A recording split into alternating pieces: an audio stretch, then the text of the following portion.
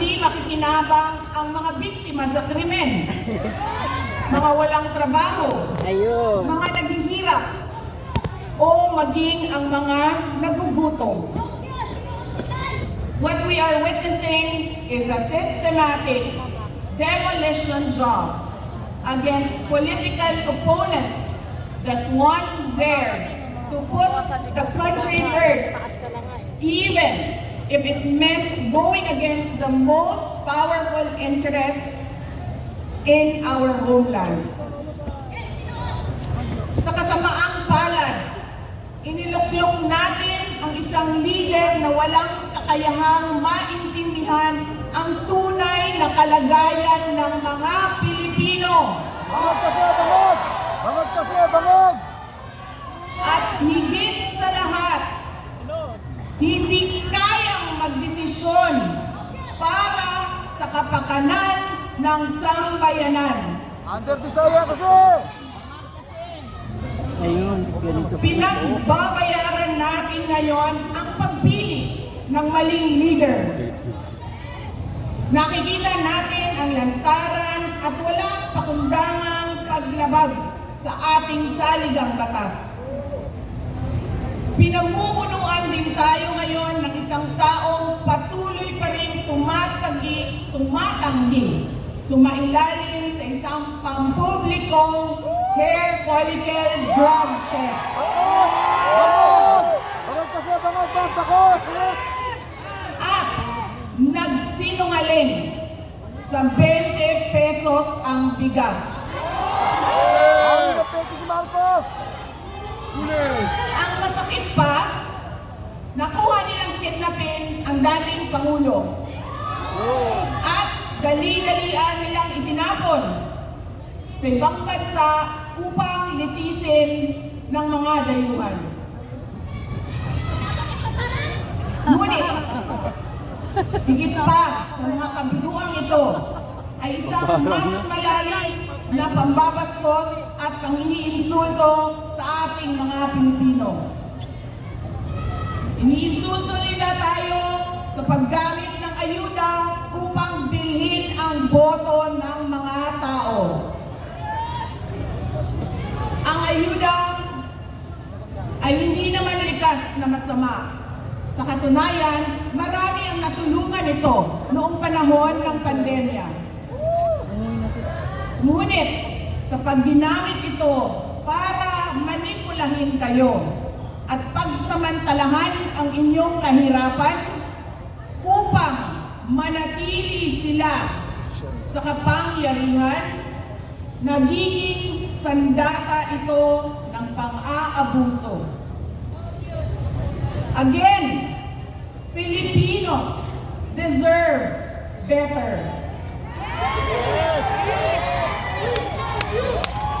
We must return to long-term, concrete programs, not short-term dole-outs that are being abused by those in power.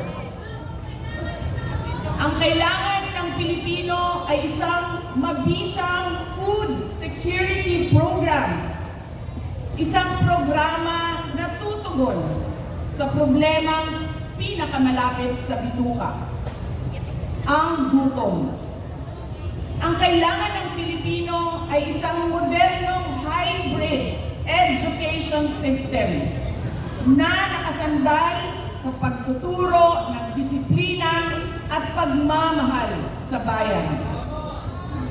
Ang kailangan ng Pilipino ay isang tunay na universal healthcare system na tutugon araw-araw sa lahat ng health centers at hospitals at hindi lamang sa mga supporters ng politiko.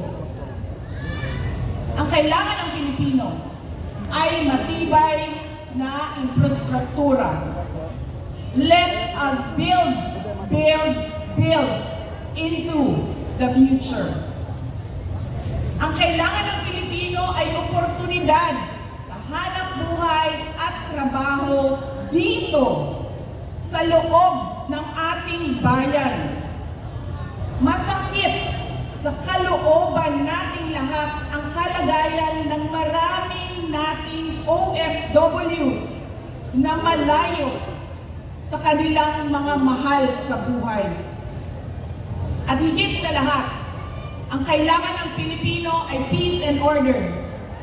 Kailangan nating ganap na puksain ang kriminalidad, iligal na droga, terorismo, at insurgency sa pamamagitan ng makatotohanang non-partisan Philippine National Police na suportado ng ating sandatahang lakas.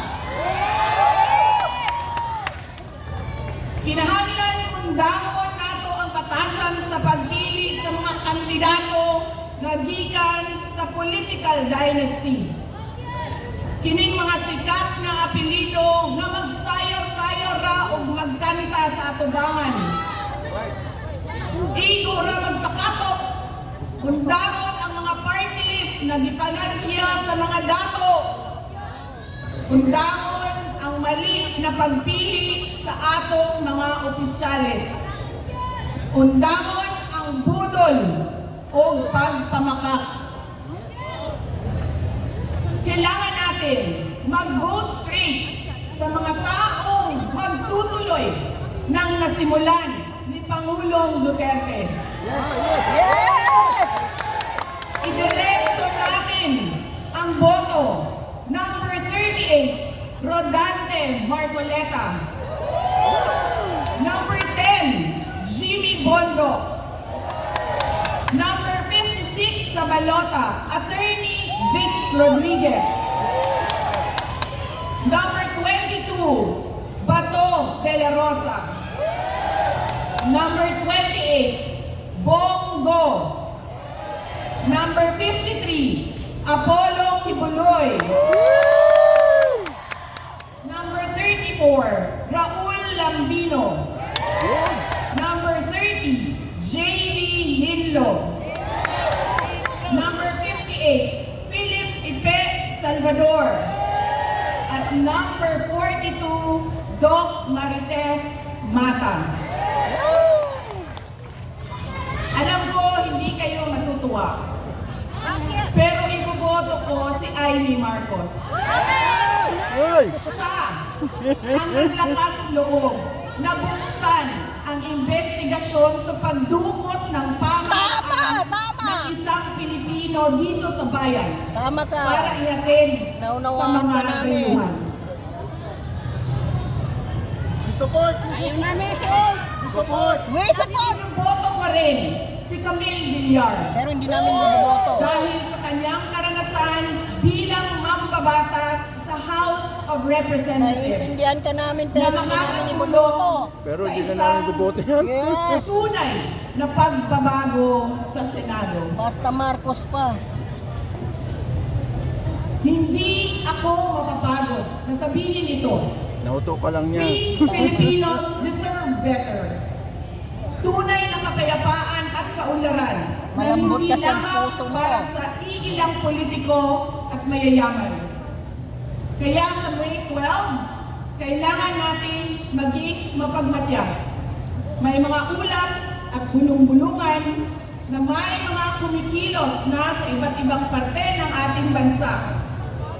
Mga babala na maaaring nagsisimula na ang malawakang dayaan sa halalan ng alyansa. Ang binuong alyansa ay isang mapanganib na pagsasanib puwersa ng isang administrasyong walang kakayahan, mga elitistang liberal, at mga tinaguriang makabayan na ang tunay na hangarin ay manatiling mahirap ang taong bayan.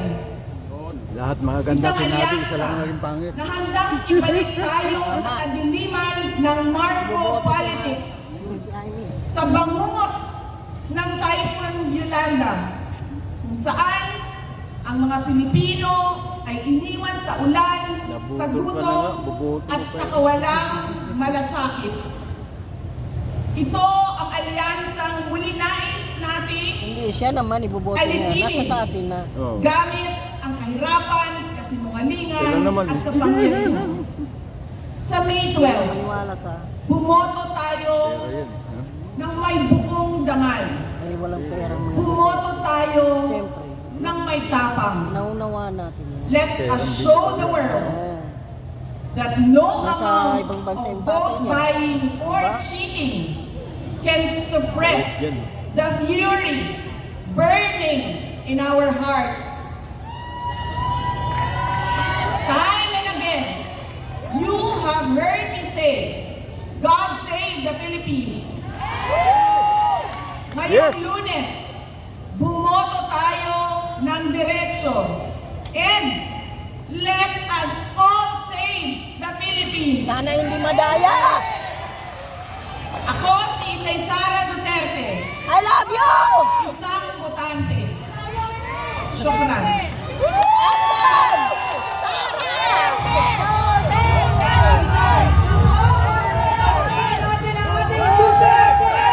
Upang iangat ang kanilang kamay ng ating minamahal na Vice Presidente. Numero 10, Jimmy Bongo. Numero 22, Pato de la Rosa. Número 28, Senator Bongo. Numero 30, J.B. Hino. Número 34, Raúl Lampino. Numero 38, Rodante Margoleta. Número 53, Pastor Apollo Kibuloy. Numero 56, Attorney Vic Rodriguez. Número 58, 58, Nagisa Philip Salvador. At numero 42, Doc Richard Mata. Kasama ang ating PDP Laban. Duterte! SRP Senator Ron